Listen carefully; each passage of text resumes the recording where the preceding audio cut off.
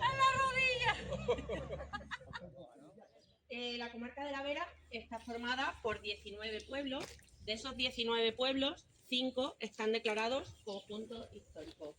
¿Qué quiere decir eso? No es que los que no están declarados conjunto histórico no sean bonitos, todos tienen una historia en común, todos tienen sus historias, todos tienen sus leyendas, sus tradiciones, pero es verdad que en esos 5 la arquitectura tradicional se ha conservado mejor que en el resto. Esos 5 pueblos son Pasarón de la Vera, Cuacos de Yuste y Garganta la Olla, en lo que se llama la Vera Alta, y Valverde y Villanueva en lo que se llama la Vera Baja. Una comarca que tiene una extensión de unos 50 kilómetros de largo por unos 20 kilómetros de ancho. Es un territorio relativamente pequeño, pero muy rico, como vamos a ir viendo a lo largo de toda la visita. Yo siempre digo que nuestra carretera, la carretera principal, es nuestra columna vertebral.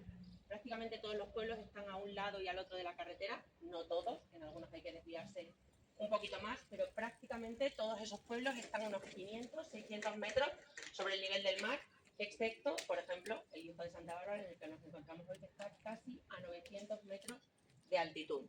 Es el pueblo, digamos, serrano por excelencia de la comarca de la En estas montañas se produce un efecto que se conoce como el efecto Boyle, que es que las nubes, tanto cuando vienen de Portugal, del Atlántico, como cuando vienen del Mediterráneo, del este peninsular, cuando vienen del este peninsular, esas nubes pueden venir y atravesar toda la península ibérica sin parar en ningún sitio, y cuando llegan al sistema central, a todos estos picos, a todas estas sierras, se agarran a los picos de la sierra y ahí es donde descargan tanto la lluvia como la nieve. Esto se da en todas las montañas, pero aquí, si vivís aquí o si sois de aquí o venís regularmente, lo habréis visto prácticamente. El nombre de esta escultura es la República de Platón, es de Juan Antonio Paniagua, que es un vecino de aquí de Los Ar de la Vera. Mide más de 5 metros de altura, está hecha de hierro, tiene diferentes piezas y algunas, como podéis ver, son piezas de labranza, peros de labranza. Esta obra intenta reproducir la concepción utópica de una obra clásica del pensamiento político de la historia del mundo occidental. Según el propio autor, Platón concibe el gobierno de la ciudad-estado tomando como referencia el símil del cuerpo humano. En la cabeza, arriba del todo, sitúa a los más preparados, son los llamados a ejercer el gobierno. En el pecho, los guerreros, responsables del orden y de la defensa de la ciudad. Y por último, el vientre, donde reside la clase productiva. Es una visión organicista que tiene a la justicia como meta final.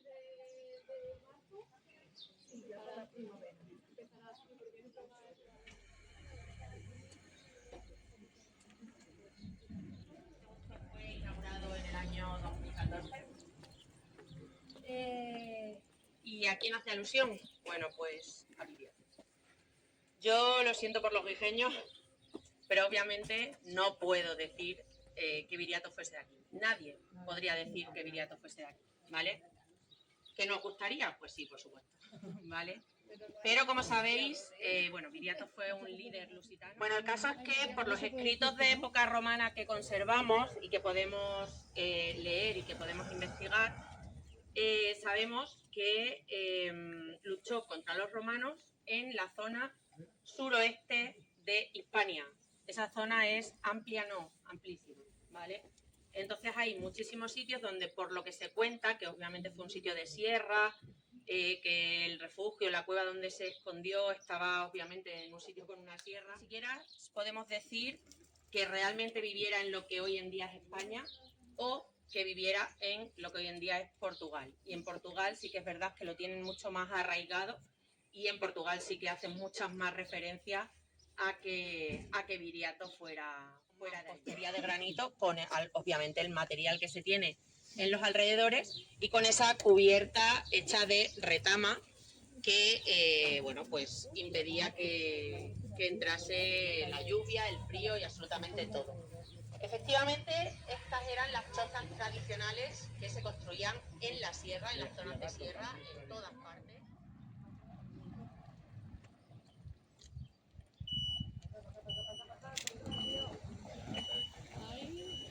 Pero lo que sí que vemos aquí es el ayuntamiento. Y hay un cartel, ¿no? ¿Dónde pone lo de las escuelas? Sí. Bueno, si vamos tirando... ¿Dónde lo pone? Escuelas de niños párvulos y adultos en 1880. Y ahora vamos a explicar un poquito más el origen de esas escuelas de Don Antonio, aunque popularmente se le conoce como la Plaza del Abuelo Viejo.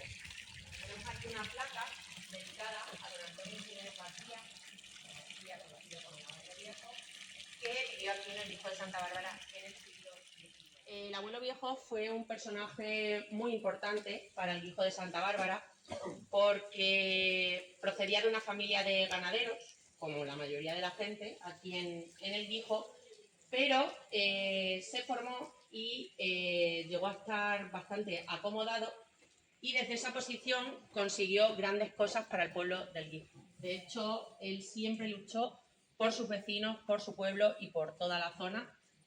Y entre otras muchísimas cosas, bueno, llegó a ser alcalde de aquí del Guijo con solo 23 años, creo que era, muy jovencito, con veintitantos años, y consiguió, entre otras cosas, pues por ejemplo, que se construyese la carretera que viene de Jarandilla aquí al Guijo de Santa Bárbara. La formación de niñas de mujeres, que en aquella época se dedicaban a fundar. Y lo que hizo fue cederle todos esos territorios a los vecinos del pueblo. Y de hecho esa es una de las características principales del pueblo de Santa Bárbara hoy en día, y es que la sierra es de los vecinos, ¿vale? Esto muchísimos de vosotros ya lo sabréis, pero para quien no lo sepa, el hecho de que la sierra sea propiedad de los vecinos quiere decir que gracias a las actividades que se desarrollan ahí arriba en la sierra, los vecinos también tienen un beneficio. Una celebración, una tradición en torno a la transhumancia a finales de junio, principios de julio, cuando todos esos ganados procedentes de las dehesas suben a pasar los veranos a la sierra, como os digo, como se hacía antiguamente y como se ha hecho de toda la vida. En la que vemos muchos tornillos que simulan el agua, como el agua podría caer de ese caldero. Esto se colocó, bueno, lo colocó Carlos, de Crear Teladera, que aunque es un vecino de Los Ar, ya sabéis que vive aquí en el Guijo, y que tiene aquí su negocio, y que bueno, le vamos a conocer luego porque es quien nos va a hacer la cata de aceite. Se colocó en el segundo centenario de la independencia del Guijo de Jarandilla. Si os fijáis en estas casas que tenemos aquí enfrente, no tienen nada que ver con el estilo tradicional que os voy a describir luego, ¿vale? Ese estilo tradicional que, como os digo, le da ese aire medieval a nuestros conjuntos históricos. Aquí veis, pues eso, puertas adinteladas, ventanas adinteladas, como esta de aquí, y no vemos adobe, por ejemplo. O sea, lo que vemos es todo mampostería de granito, pero incluso vemos grandes sillares, grandes piedras labradas. ¿Eso qué nos está queriendo decir? Pues que los vecinos que hicieron estas casas tenían dinero.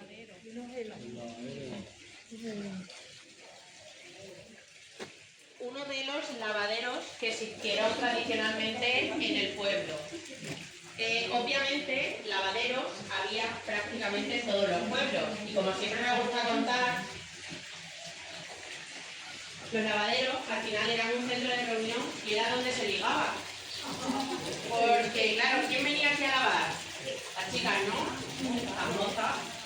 Y claro, si algún chico las pretendía y quería hablar con ellas y verlas, ¿dónde podía encontrarlas todos los días o X días a la misma hora? Pues aquí. Así que ellos pasaban por aquí con la excusa de pasar por aquí, ¡ay, voy a tal! Y lo que hacían era pues entablar estas conversaciones, porque al final era un poco la única manera de comunicarse y de entablar relaciones sociales. Lo que te facilitaba un poco era no tener que bajar hasta allí con la ropa, más que nada por no subir luego con la ropa mojada, que os podéis imaginar lo que sería. Historia de la reserva. Y sí que quiero hacer un inciso en el hecho de estar rodeados por el entorno del que estamos rodeados en el Guijo de Santa Bárbara. Desde aquí es de donde se tramitan en parte algunos de los permisos para poder cazar en la sierra, y luego también pues lo que viene sobre todo son colegios y grupos de senderistas a conocer, como os digo, el entorno tan privilegiado, distintas especies de animales por el mundo entero, pues atraen a muchísima gente. Sobre todo mucho turismo internacional, que al final siempre pues trae mucho valor, y sobre todo porque es un turismo que deja mucho dinero, no solo en el Guijo, por supuesto, sino en toda la Bueno, se colocaba el carnicero y de ahí colgaba pues las piezas para que todo el mundo viera, por ejemplo, si tenía cabrito, pues colgaba de ahí el cabrito para que todo el mundo supiera que ese día sí que podían comprar un cabrito.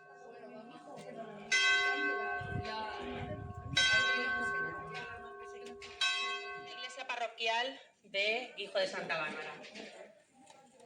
Obviamente esta estructura que vemos aquí es nueva, es un añadido posterior, pero es verdad que es una de las iglesias más modernas que hay en toda la comarca de la Vera. Es una iglesia muy pequeñita, así es, y como os decía, bueno, prácticamente todas las iglesias de la comarca de la Vera datan de finales del siglo XV, principios del siglo XVI, y esta en cambio no se construye hasta finales del siglo XVIII, por lo que ya hemos venido hablando. Si era una pequeña aldea dependiente de Jarandilla, ni tenía su iglesia ni tenía su párroco propio, ¿vale?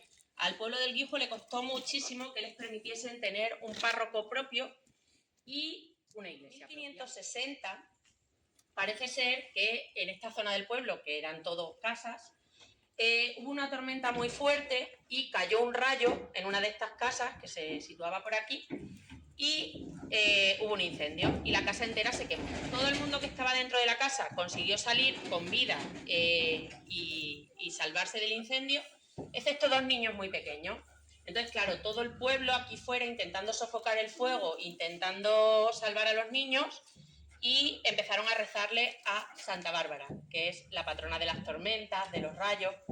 Empezaron a rezarle a Santa Bárbara todo el pueblo y surgió el milagro. El incendio se apagó bastante de repente y cuando consiguieron ver a los niños se habían salvado y habían sobrevivido. Con lo cual, ese milagro fue el que de alguna manera sirvió para construir aquí, en primer lugar, una pequeña ermita. Esta placita de aquí era lo que se utilizaba como cementerio, era donde se enterraba la gente y por eso se le conoce como la plaza del cementerio. Que más llama la atención, creo, ¿no? Esa mezcla de la mampostería de granito con ese ladrillo. Tiene un siglo más que el templo actual. Estaba en la iglesia primitiva que se construyó como ampliación de la ermita y que luego después tuvo que ser reparada porque se deterioró como todas las iglesias de la Vera con el terremoto de Lisboa.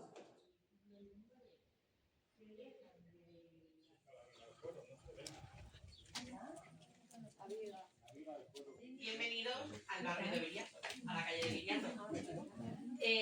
Como os he dicho, Viriato era un pastor cristano que vivió en el siglo II antes de Cristo. Y este pueblo data de las primeras casas y los primeros documentos que tenemos son del año 1400.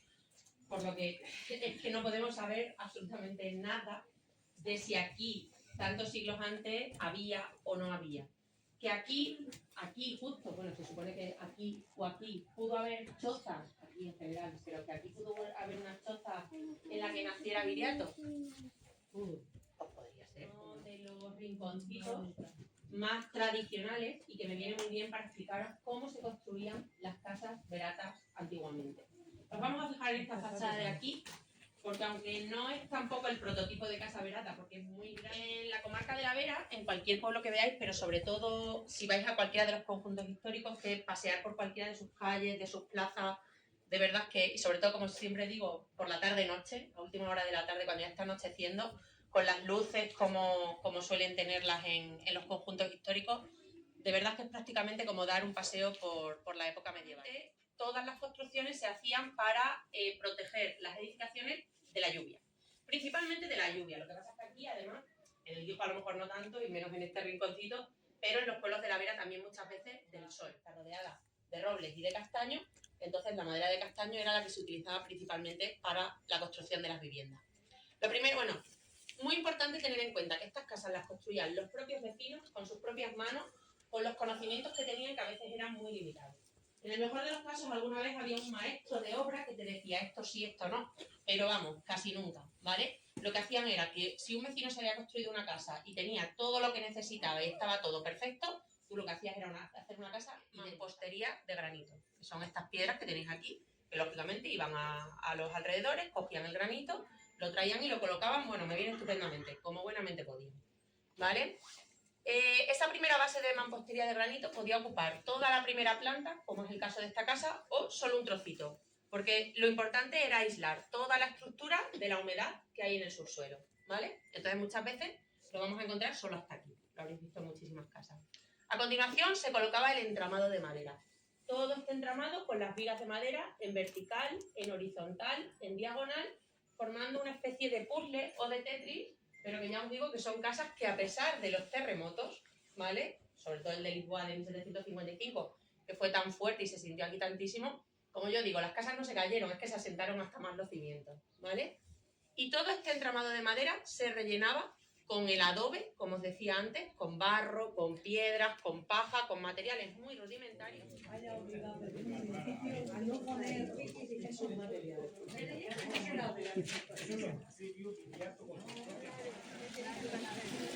Para abajo se puede ver el agua como una catarata.